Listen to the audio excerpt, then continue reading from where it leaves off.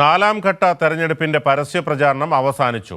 ആന്ധ്രാപ്രദേശിലെ 25 മണ്ഡലങ്ങളിൽ ഉൾപ്പെടെ നാലാം ഘട്ടത്തിൽ 96 മണ്ഡലങ്ങളാണ് മെയ് 13 വിധിയെഴുതുന്നത്.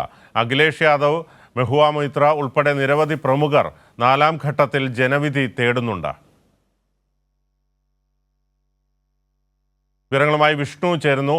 വിഷ്ണു, നാലാം ഘട്ടം 13 വിധി എഴുതുകയാണ്. അഖിലേഷ് യാദവും മെഹുവ മൊയ്ത്ര ഉൾപ്പെടെ നിരവധി പ്രമുഖരൊക്കെ നാലാം ഘട്ടത്തിൽ ജനവിധി തേടുന്നുണ്ട്. എന്താണ് ഏറ്റവും പുതിയ വിവരങ്ങൾ? അതിന് നാലാം ഘട്ട വോട്ടെടുപ്പിന്റെ പരസ്യപ്രചരണമാണ് ഇപ്പോൾ അവസാനിച്ചിരിക്കുന്നത്. നാലാം ഘട്ടത്തിൽ 9 സംസ്ഥാനങ്ങളിലും ശ്രീനഗറിലുമായിട്ട് 96 മണ്ഡലങ്ങളാണ് ജനവിധി എഴുതുക. ഇതിൽ ഏറ്റവും കൂടുതൽ മണ്ഡലങ്ങൾ ആന്ധ്രാപ്രദേശിലാണ്. ആന്ധ്രാപ്രദേശിലെ 25 മണ്ഡലങ്ങൾ, അതോടൊപ്പം തന്നെ തെലങ്കാനയിലെ 17 മണ്ഡലങ്ങളും മറ്റന്നാൾ നടക്കുന്ന നാലാം ഘട്ട വോട്ടെടുപ്പിൽ ജനവിധി എഴുതും.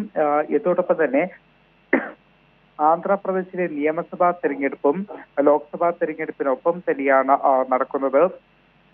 മഹാരാഷ്ട്ര, മധ്യപ്രദേശ് എന്നിവിടങ്ങളിലും ബംഗാൾ, ബീഹാർ സംസ്ഥാനങ്ങളിലും മറ്റന്നാൾ തന്നെയാണ് വോട്ടെടുപ്പ് നടക്കുക. നിരവധി പ്രമുഖരും നാലാം ഘട്ടത്തിൽ ജനവിധി തേടുന്നുണ്ട്.